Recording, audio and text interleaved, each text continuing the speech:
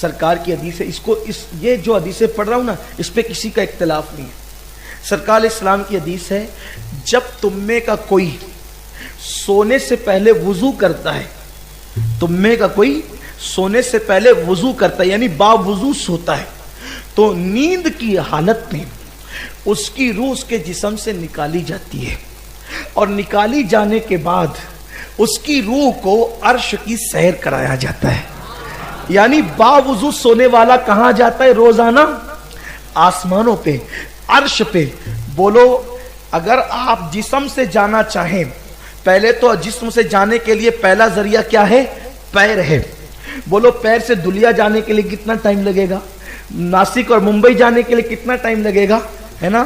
پھر چلے پیر سے, اب یہ ترقی کا دور ہے تو آپ کاروں سے جاتے تو بھی ٹائم لگے گا, لیکن وضو سے سویا, ادھر آنکھ بند ہوئی, پلک کے جھپکتے آپ کی روح کہاں پہنچی؟ آسمانوں سے گزرتے ہوئے عرش پر. اور پھر حدیث میں یہ بھی آیا ہے وہ عرش پر حالت سجدہ میں ہوتی ہے. اس سے باوضو سونے کی فضیلت بھی پتا چلی. میری گزارش ہے کہ روزانہ سونے سے پہلے وضو کر لیا کرو اور باوضو سویا کرو. کتنی برکت کی بات ہے. حضرت سرکار غریب نواز فرماتے ہیں, اور سرکار نوری میاں رحمت اللہ علیہ نے بھی فرمایا کہ اگر کوئی مسلمان بے وضو سوتا ہے تو اس کی روح جب نکلتی ہے تو فرشتے کہتے ہیں اس کو واپس کرو, یہ وضو سے نہیں ہے. یعنی عرش پر آج اس کی روح نہیں جائے گی کیونکہ وہ بے وضو سویا ہے, یعنی باوضو سونے والا. اب یہاں اگر لوگ کہتے ہیں نبی کو معراج روحانی ہوئی, تو میں کہتا ہوں کہ یار یہ کون سی بڑی بات ہو گئی. نبی کے غلاموں کی روح روزانہ عرش پر جاتی ہے باوضو رہنے کی برکت سے, تو اگر نبی چلے گئے تو پھر کون سی بڑی بات ہے. تو آقا کی کو روحانی معراج نہیں ہوئی, حضور تو جسم کے ساتھ تشریف لے گئے.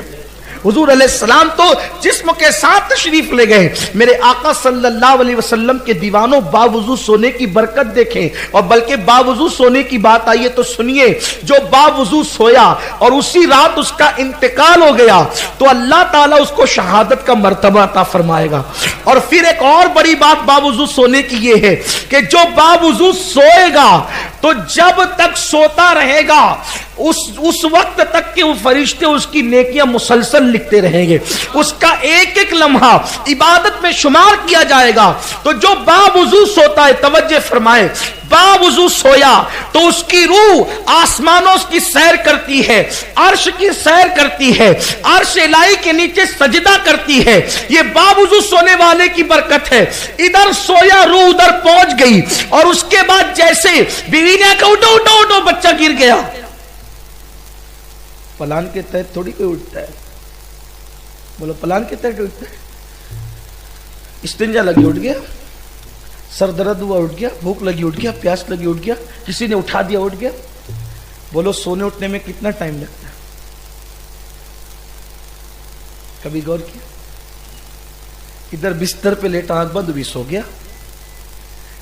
سونے اور اٹھنے کا ٹائم بیان نہیں کیا جا سکتا. آنکھ لگنے میں کتنا ٹائم لگتا ہے آج تک محققین نہیں بتا سکے کہ آنکھ لگنے میں کتنا ٹائم لگتا ہے. ورنہ کبھی غور کیجیے کتنا ٹائم لگتا ہے سونے میں اور اٹھنے میں کتنا ٹائم لگتا ہے. سویا عرش پہ پہنچا, روح اس کی, اٹھا زمین پہ روح آ گئی.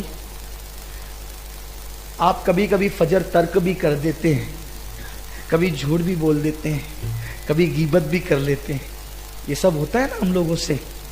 جب اپنی روح کا پاور اتنا ہے کہ پلک کے جھپکتے بند ہوئی عرش پر روح گئی اور کھلی جسم میں آ گئی.